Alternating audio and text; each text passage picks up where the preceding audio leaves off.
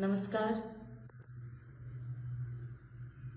હવે આ જે ભાજપ સરકાર છે એમનું માનસિક સંતુલન ખોવાઈ ગયું છે, કેમ કે એમના જે મોટા મોટા કૌભાંડો છે ને, અને ચેતરભાઈએ જે કાઢેલા, તો હવે ચેતરભાઈને જેલમાં મૂકી રાખવા માટે એ લોકો કેવા કેવા ષડયંત્ર રચે છે।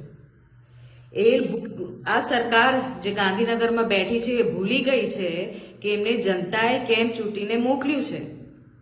એના જનતાના કામો કરે છે, ફક્ત એમને કૌભાંડો કરતા આવડે છે।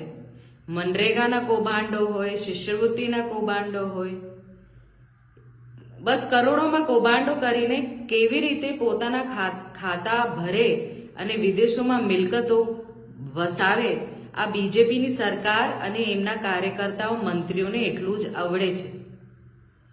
ચેતરભાઈની જામીન ના થાય એવી રીતે કઈ ના કઈ ષડયંત્ર વિચારતા રહે છે।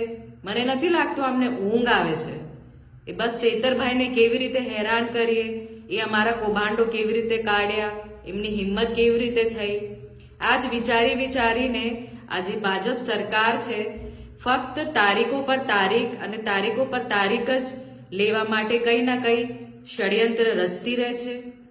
અને અમારા ચેતરભાઈ જે અમારા આદિવાસી સમાજના આગેવાન છે, એ અમારા આદિવાસીના હકની લડાઈ કરે છે।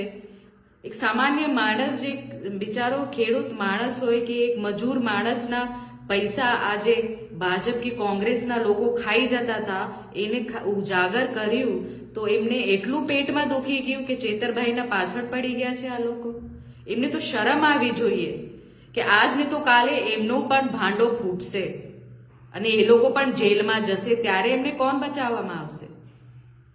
આટલા ચેતરભાઈ તો ખોટી રીતે ગુનો ના કર્યું હોય અને એવી રીતે એમને જેલમાં પૂરવામાં આવ્યું છે, ખોટા કેસીસ કરેલા છે।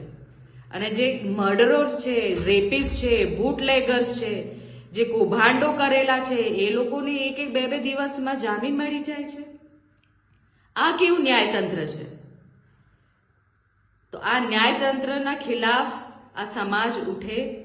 આ ભાજપ સરકાર જેવી રીતે ખોટા ષડયંત્ર રચીને એક ભોળી પ્રજાના પૈસા ખાઈ જાય છે અને એમને ઊંધું સીધું ભણાવે છે, તો અમારા ચેતરભાઈને તમામ સમાજ, આદિવાસી સમાજ ટેકો આપો અને આ લડત અમે ચોક્કસ જારી રાખીશું અને ચેતરભાઈને ન્યાય મળે અમે ચોક્કસથી આ લડત જારી રાખીશું। ધન્યવાદ।